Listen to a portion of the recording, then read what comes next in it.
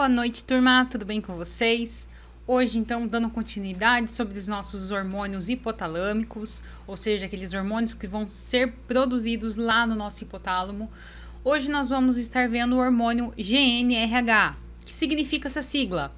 Significa hormônio liberador de gonodotrofina. Então, o GnRH, ele vai, como eu falei, vai ser produzido lá no nosso hipotálamo e vai ser liberado até a nossa adenohipófise, ou também chamada de hipófise anterior. Lá, tá? Nessa adenohipófise, ela vai secretar a produção dos hormônios FSH e LH, que são os hormônios folículo estimulante e luteinizante, tá? Esses hormônios, tá, em si vão estar tendo a sua atividade direta ali, tá, nas gônadas. Então, o GnRH, ele vai ser responsável pela atividade das gônadas, tá, indiretamente, porque a partir da sua secreção lá na adenohipófise, ela vai liberar o FSH e LH, que vai fazer com que haja o funcionamento dessas gônadas. Professora, o que é gônada? Vamos relembrar lá na biologia. Gônadas, tá, vão ser aquele órgão, tá, que vão ter responsabilidade de reprodução, como nas mulheres ali, os ovários, que vão produzir os óvulos, e nos homens, o seu testículo, que vai produzir os espermatozoides, tá? Então, o GnRH, ele tem uma responsabilidade muito grande, porque se as gônadas não funcionarem, também não vai haver o quê? Uma reprodução, uma atividade, tá, nesses órgãos. Então, a conversão, tá, desses estímulos elétricos em hormônios, tá, vai ser realizada pelos neurônios. Então, lá no nosso hipotálamo, quem vai secretar os hormônios, tá, que vão chegar até a adenohipófise, vão ser os neurônios. Cada neurônio vai secretar um hormônio em específico. No caso, tá, aqui nós vamos ter um neurônio secretando o GnRH, que vai estar, então, tendo esse estímulo, tá, elétrico acontecendo nesse momento que o GnRH é liberado, tá, para a nossa hipófise. O que vai acontecer? Esse estímulo da região anterior do hipotálamo vai estar tendo essa estimulação elétrica, tá? Então, o nosso corpo consegue identificar o quê? Tem produção de GnRH através desse estímulo que é feito por esse neurônio lá no nosso hipotálamo anterior, tá? Em contrapartida, vai ter o bloqueio desse estímulo quando não tiver a secreção de GnRH. Então, não teve a produção, não vai ter o estímulo.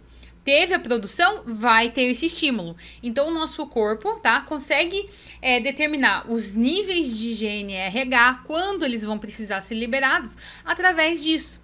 Tem produção, foi produzido o GnRH, vai ter um estímulo elétrico, tá, nessa parte anterior do hipotálamo, que vai estar, liberado o GnRH, tá? Tá tendo GnRH no nosso corpo, tá tendo GnRH, chegou lá na hipófise, tá? Então, essa parte, tá, é muito importante para se ter um feedback negativo, tá? Já tem a produção, já tem GnRH, tá? Já foi liberado para a hipófise, então não precisa produzir mais, ok? Podemos parar por aí. E assim vai, tá? Conforme o organismo vai identificando esse estímulo, tá? Que vai estar ali nessa região anterior do hipotálamo. Então, conforme há esses picos, tá, de liberação de GnRH, então, teve lá o estímulo elétrico, tá, no hipotálamo anterior, que disse, tá tendo a produção de GnRH, e quando não há o estímulo, né, para-se, então, tem o bloqueio, e assim vai. E quando, tá, esses picos são secretados, então, agora produz, agora não produz, vai estimular, tá, essa síntese dos seus receptores, para quando tiver o GnRH, tiver esse receptor, tá, para fazer a sua recepção, tá. A frequência desses pulsos de secreção vai depender da neuromodulação, que pode variar de acordo com a maturação sexual e a fase do ciclo reprodutivo que esse indivíduo tá. Então, uma criança, tá, uma menina ali de recém-nascida, pode estar tendo seu ciclo menstrual? Não, justamente por quê?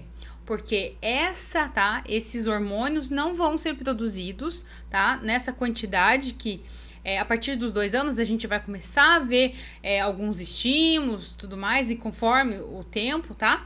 Mas são mínimos, tá? Esse hormônio só vai ser mesmo estimulado a sua produção quando tiver a sua maturação sexual, tá? Que é aquela fase da puberdade. Então, tá? Quando há a separação dessa mãe, tá? Dessa placenta, o nenê nasce. Então, o que que acontece? No organismo da criança, que tá do recém-nascido, ele vai receber um feedback negativo, tá? Da liberação dessas gonodotrofinas, que são os hormônios luteinizantes e folículo estimulantes, tá? Que é o LH e o FSH. Então, no primeiro ano já de vida desse recém-nascido, tá? A produção de estrógenos e testosterona vão ser mínimos, vão ser bem baixos, tá? A partir dos 2 anos, isso tudo relacionado com o fator de amamentação da mãe, tá? Que vai dando esse feedback negativo, tá? Aos 2 anos, tá? Isso vai se acentuando um pouquinho mais, com níveis um pouquinho maiores, tá? Mas só vai mesmo, tá? Ter seus níveis bem mais aumentados nesse início de puberdade, tá? Então, essa fase de amamentação tem muita ligação com o recém-nascido, por isso que é muito importante a amamentação. Essa fase, tá? Pode ter alguns erros, então, dependendo da fase da puberdade do menino, da menina, eles podem começar a apresentar, tá? Alguns erros devido à falta da produção de GNRH. Então, a fase da puberdade é pela velocidade do crescimento, começa a aumentar, os testículos começam a aumentar. Nas meninas, né, começa a ter o início da telarca, que é o início dos seios, e começam, né, a ter as características de pelos pubianos, nos meninos os pelos na face, e começa, né, essas pequenas fases, tá, de puberdade. Porém, quando começa essas características acontecer antes dos 8 anos nas meninas e antes dos 9 nos meninos, ele vai ser determinado como uma puberdade precoce. Ou seja, iniciou a produção de GNRH antes do tempo. Agora, quando for ao contrário, tiver ausência de tudo isso, até ali os 13 anos não apareceu nas meninas e nos meninos após os 14 anos e ainda não teve o início da sua puberdade, então, também vai indicar um quadro de retardo, tá? Dessa puberdade. Quando, tá? Esse indivíduo não produz, não consegue ter a produção de GNRH, ele também pode ser sintetizado, tá? E ele vai ser ali através, tá, de um cinto na área abdominal que vai ficar ali por 24 horas, então a pessoa vai usar sempre, vai tirar ali para banho, ele vai estar liberando, tá, alguns pulsos de produção de GNRH sintética, tá? Então essa pessoa vai ter que receber ali, tá, essa produção, essa forma sintética de GNRH. Quem vai determinar isso é o médico, tá? Ele que vai diagnosticar. A pessoa precisa, tá, dessa forma sintética que vai ali, tá? É tipo um cinto com uma agulhinha que vai estar fazendo, tá? Parecido ali com o sistema de algumas pessoas que precisam, né? Que são diabéticas, que precisam tá tendo, né, um estímulo ali de insulina. Então, tá? É a mesma forma com o GNRH. Essa pessoa precisa ali na parte abdominal estar recebendo, tá? Com uma agulhinha ali, ter, tá, esse GNRH introduzido, tá? O diagnóstico, tá, ele vai ser feito em laboratório com a indução, tá, desse estímulo de GNRH que vai ali determinar o nível, tá, de produção dos hormônios LH e FSH.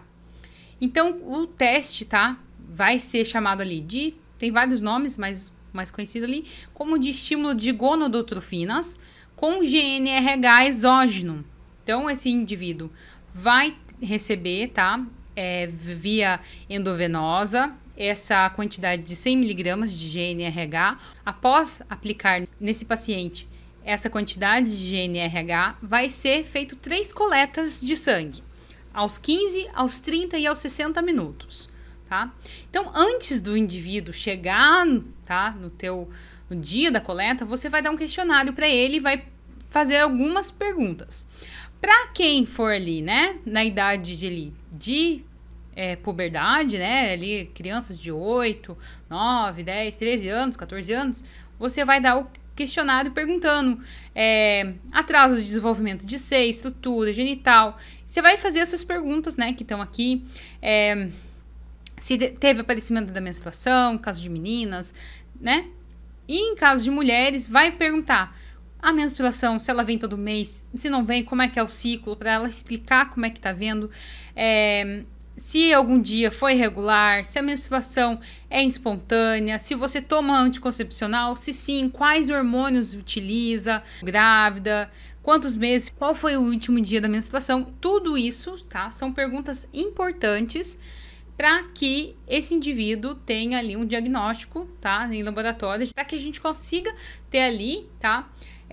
Um diagnóstico correto nesse momento de análise. Então, como eu disse, o material que vai ser colhido vai ser o sangue, a parte analisada vai ser o soro e a gente vai precisar de 0,5 para cada exame.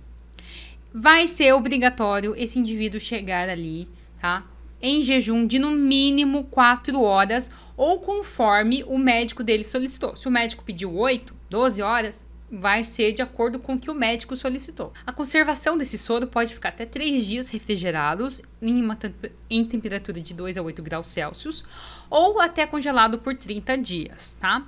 O método de análise vai ser a quimioluminescência. Então, os valores de referência, tá? Em adultos, vai ter um aumento no basal ali de 2 até 3 vezes, tá? A mais. O LH com certeza vai ter uma resposta bem maior. Em púberes, né, na fase ali da puberdade, vai ter o LH inferior igual, tá, a 5. E em FSH, tá, vai aumentar de 2 a 3 vezes o basal, tá? Então, esse deveria ser, tá, a quantidade correta desse indivíduo. Apresentou mais ou menos, tá? A gente vai determinar que tem algum problema. Então, algumas instruções básicas, tá? Esse paciente vai estar em jejum, tá? Em 4 horas, no mínimo 4 horas. Deve levar um acompanhante. Não tem, tá, efeito colateral. É contraindicado para gestantes e mães que estejam amamentando. Então, pessoal, vamos fazer a correção da nossa atividade hoje. A atividade que nós vamos corrigir é a atividade 4. E foi uma atividade que coincidiu com a nossa aula aí de GNRH, que a gente está falando, né, basicamente sobre a produção ali, que é responsável pela produção do FSH e LH. Então, né, a questão 4 perguntava, o que é FSH? Eu queria que me respondesse o seguinte, é o hormônio folículo estimulante, ponto. Número 2, o que é LH? É o hormônio luteinizante. Ponto. 3. Onde os hormônios FSH e LH atuam? Atuam nas gônadas. Ponto. Na 4, falava assim, qual a principal função do FSH e LH? A principal função deles, tá, é o funcionamento das gônadas e, consequentemente, ao ciclo reprodutivo do indivíduo. Só isso. Tá? Então, não precisava ficar enchendo linguiça, não precisava escrever mais nada do que isso. Então, pegue lá, corrija, veja o que você acertou, o que você errou e corrija lá para ficar certinho no caderno de vocês. Ok, pessoal? Essa foi a nossa aula de hoje. Se você ficou com alguma dúvida, eu vou estar aqui na nossa segunda aula para a gente tirar as dúvidas. Então, se você ficou, anota no caderninho aí. Se também quiser deixar aqui nos comentários, tá? É bem importante para que tudo possa ser esclarecido, não ficar nada para trás aí. Ok, pessoal?